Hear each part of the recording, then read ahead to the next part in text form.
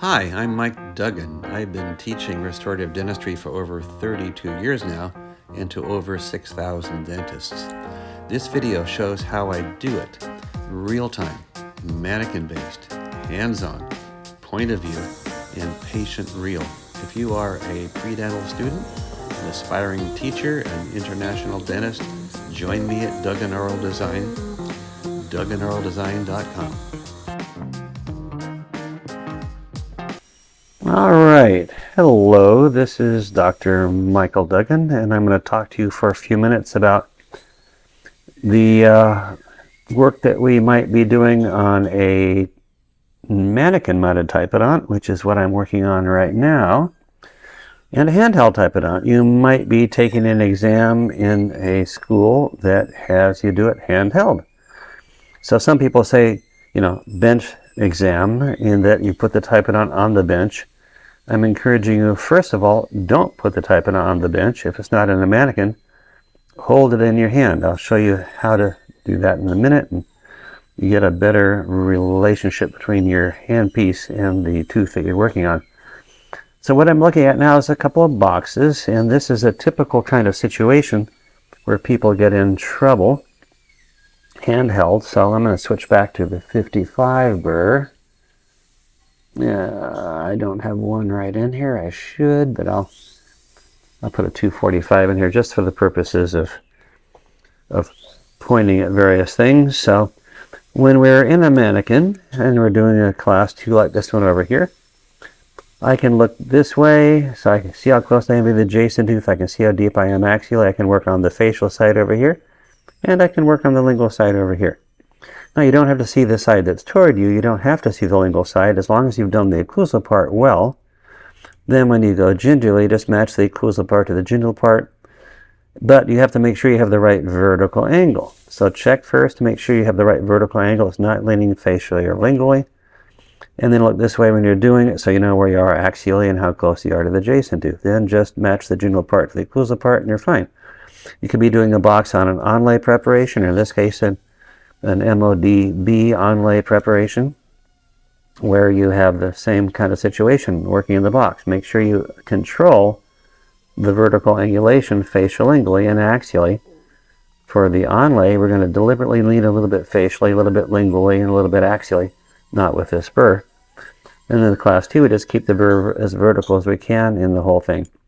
In the upper left, it's the same thing. Just look in this direction. You can see exactly where you are. Check the vertical angle, then look this way so you see where you are axially and where you are relative to the adjacent tooth, wherever we are. Now in the lower arch, in the mannequin, I'm going to shift around, and so I can work in this prep looking parallel to the contact, downward at a 45-degree angle. So I can't see the wall that's toward me, but I can check this way and make sure the burr is vertical. I can do the occlusal part by trial and error and then drop gingerly and match the gingival part to the occlusal part, and I can feel the wall. But if I have the burr vertical, I know I'm not undercutting that wall, and that's going to be my safe thing.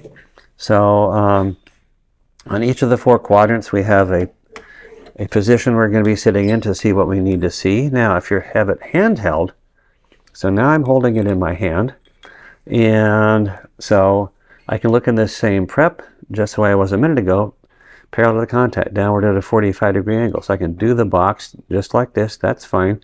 But here's the problem.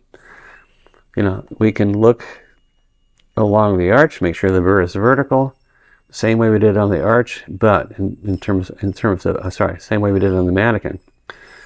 But the temptation is that when you hold it in your hand, you're going to want to see the wall, so you're going to be tempted to turn it around. So I'm looking from the facial and doing the lingual wall.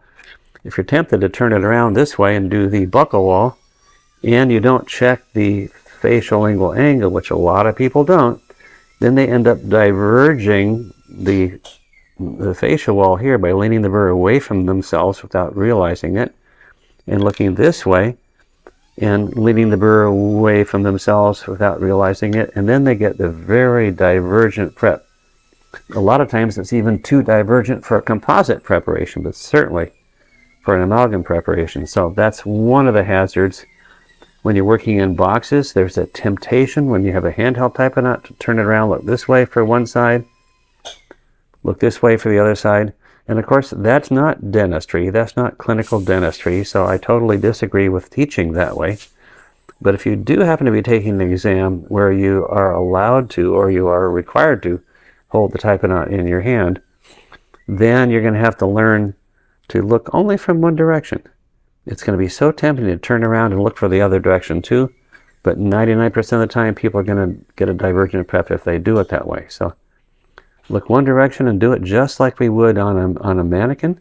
So there's one wall that's blind, okay?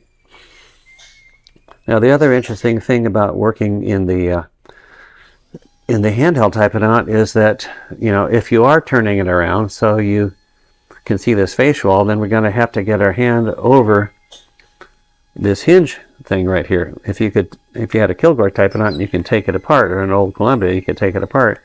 You might be able to reach, you know, to take the other arch off. They probably won't let you do that, but it's still a possibility. But when we're looking through this area, we might be doing a crown prep and doing the distal reduction. You might have a little bit of a challenge, you know, looking in this direction, but at least you can see from the lingual along the proximal surface, which is very advantageous. It's easy to do in the mirror on the Typodont in the patient, and the mannequin-mounted Typodont in the patient, looking through the proximal this way and this way as well. Okay, now on the upper right, when you hold the Typodont in your hand, it's pretty easy to see from the lingual, and then when you go from the buckle, it's pretty easy to see from the buckle. But on the upper left, looking from the lingual, your hand sort of gets caught up in that hinge there. So you're just going to have to be a little bit more careful about that. In the lower arch, it's pretty easy. You can look from the lingual, look from the buckle. Over here, look from the buckle, look from the lingual. But again, we're going to be struggling a little bit with the hinge, but you can still do that if you get the handpiece in the right position.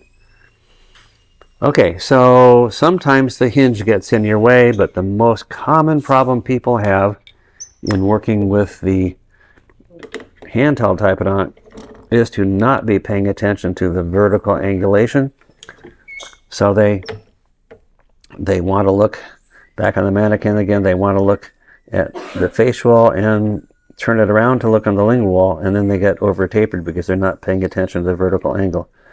On the mannequin-mounted Typodont, we always pay careful attention to the vertical angle before we start to cut, so we know we're in control there.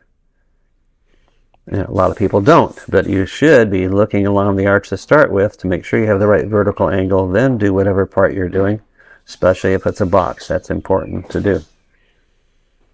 Okay, so that's the main difference that we're talking about between the mannequin and the Hand-Held Typodont. Again, with the Hand-Held Typodont, you can hold it in your hand like I am right now. You can get a good finger rest. You don't need the mirror, so you can use your left hand to hold the Typodont. You can get a great finger rest right in here. Rest your arms. Now I'm resting my arms on the table, and everything is nice and stable. I have a good finger rest, good relationship. I can lock that relationship in. I can even lean back in the chair and do the prep right here, because the relationship between the handpiece and the burr, my finger rest and the Typodont are very well fixed. Okay, so that you can do. If you put it on the table and then lock it in on the table, then it's going to make it much more difficult. So hold it in your hand and do it that way. So if you do have to do an exam on a Hand-Held Typodont, hold it in your hand. That's why I call it a Hand-Held Typodont. And, you know, really try to make sure you do it the way we do clinically, which is only look one direction when you're working the boxes instead of trying to turn it around. You will be tempted and seduced into doing that, but it's going to give a bad result every time.